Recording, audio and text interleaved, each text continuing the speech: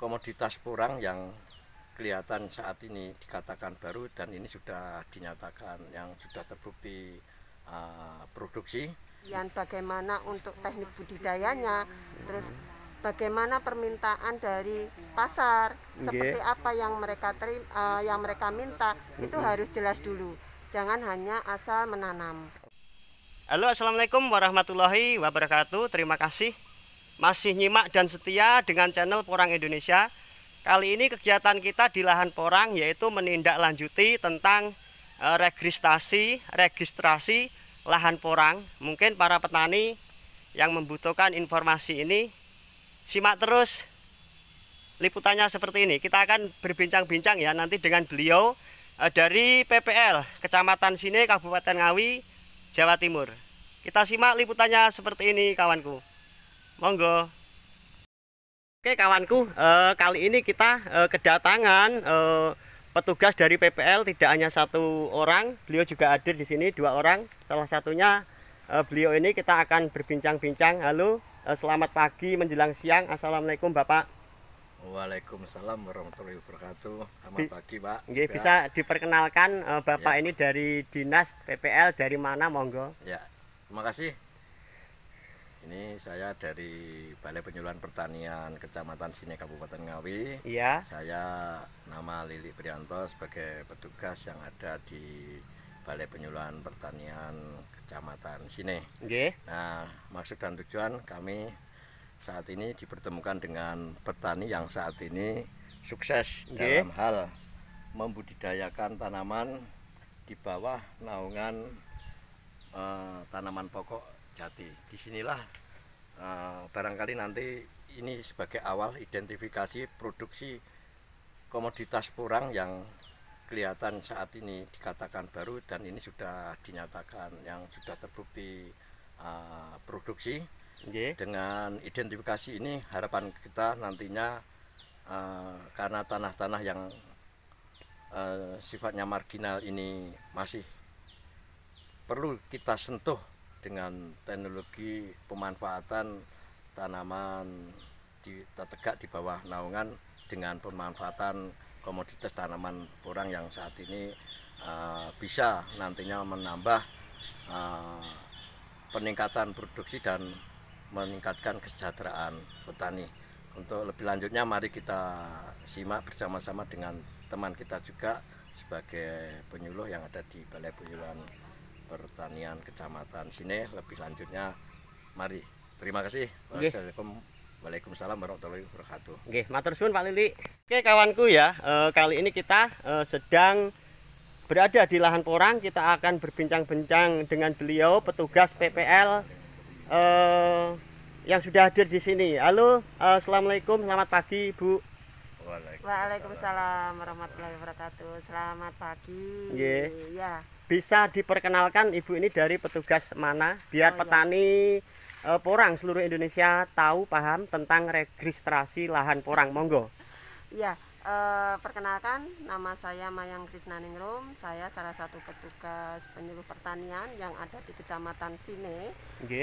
Dalam kaitannya tanaman porang ini, registrasi porang, kebetulan saya intinya kita ditugaskan untuk meregistrasi kebun. Lanjut. Jadi tujuannya nanti adalah menentukan good agriculture prosedurnya, jadi GAP dan SOP, standar operasional prosedurnya untuk porang ini. Karena dari sekarang itu permintaan porang ke ekspor itu adalah adanya penilaian tingkat kandungan kimia yang ada di umbinya ini, apakah nanti lolos untuk ekspor atau tidaknya. Ini kita mulai dari registrasi kebun. Jadi harapannya kalau di registrasi kebun ini mulai dari dicek dari unsur tanahnya, kemudian nanti umbinya. Kalau nanti ada sedikit sekali misalkan standarnya berapa unsur kimianya, nah itu nanti akan ketahuan seperti itu. Jadi nanti kami dari dasar, dari kecamatan naik ke dinas, ke tingkat kabupaten, kemudian dilanjutkan ke tingkat provinsi, nanti akan lanjut lagi prosesnya lolos atau tidaknya di tingkat provinsi. Oke, seperti itu. Ya.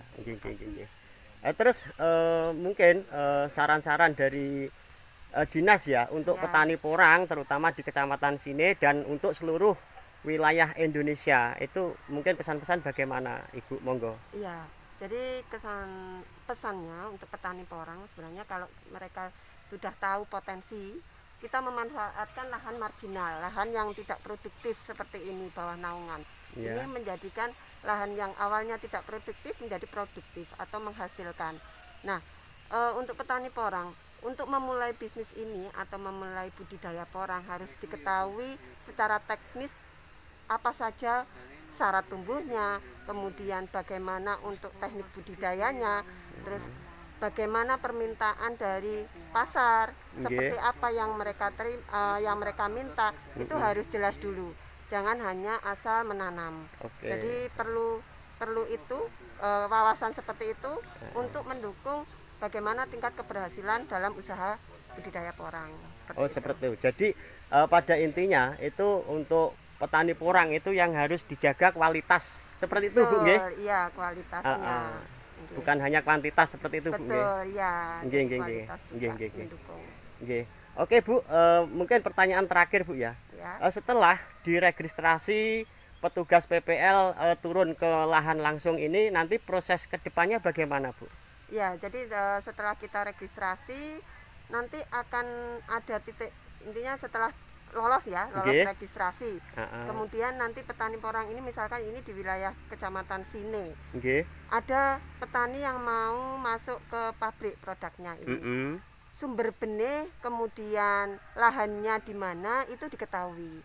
Misalkan di Ngawi, kecamatannya Sine di mana. Nah, ini titik-titiknya harus titik diketahui. Koordinatnya di mana? Betul, ya gitu. Ya. Jadi misalkan nanti suatu saat waktu kita proses eksportir ada terkendala permasalahan, itu akan ditelusur sampai ke bawah. Di mana misalkan membawa salah satu sumber penyakit. Biasanya kalau eksportir kan kita harus masuk karantina. Nah, ini untuk mengindikasi dia membawa penyakit enggak, hama penyakit enggak. Nah, saat dia membawa hama penyakit, ditelusur sampai di mana, ketemu lahannya. Nah, dengan ada registrasi ini, maka sumber titiknya di mana akan ketahuan. Seperti itu. Seperti itu, Bu. Mungkin ya satu lagi, Bu, ya. Terus mungkin petani banyak yang belum paham tentang registrasi. Jadi untuk pendaftaran sendiri bisa dijelaskan kepada petani bagaimana, Bu? Ini seperti kertas yang dibawa oleh penjenengan seperti ini. Iya. Ini sebenarnya bisa online, bisa secara offline. Iya. Kalau di online nanti akan ada websitenya tertentu. Itu dimasuk di Direktorat Jenderal Tanaman Pangan. Nah, nanti di sini juga akan terdaftar di kementerian di pusat. Jadi registrasi atas nama misalkan ini Pak Paidi. Nah, itu akan muncul di situ. Kemudian prosesnya ini mulai dari profil petaninya siapa.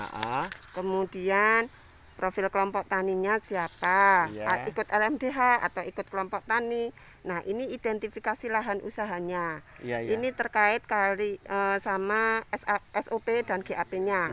Jadi mulai dari lahannya, kemudian ini kandungan unsur haranya, kemudian ini bagaimana SOP-nya, jadi sumber fasilitas irigasinya juga harus diketahui, tercemar atau tidak, kemudian inventaris peralatan kerja, jadi apa saja yang digunakan, itu juga akan kita identifikasi, sampai kepada ini.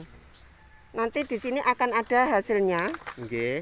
Di lapang itu ada pelaporan temuan apa saja yang ada di lapang. Apakah ada temuan atau tidak, nanti akan kita ketahui. Di sini penggunaan pestisida atau enggak, penggunaan pupuk kimia atau tidak. Nah, kita identifikasi di situ. Oke, Bu, terima kasih. Seperti itu menambah wawasan sebagai kita petani porang, terutama di Kecamatan Sine, juga untuk petani porang di seluruh Indonesia. Informasinya sangat bermanfaat sekali. Semoga sukses petani porang juga petugas.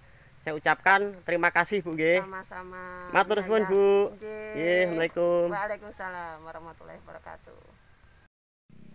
demikian kawanku, sedulurku, sahabatku petani porang di seluruh Indonesia, motivasi dan juga tentang registrasi lahan dari beliau-beliau yang sudah disampaikan seperti itu tadi dari petugas PPL ya, Dinas Kecamatan Sine, Kabupaten Ngawi, Jawa Timur.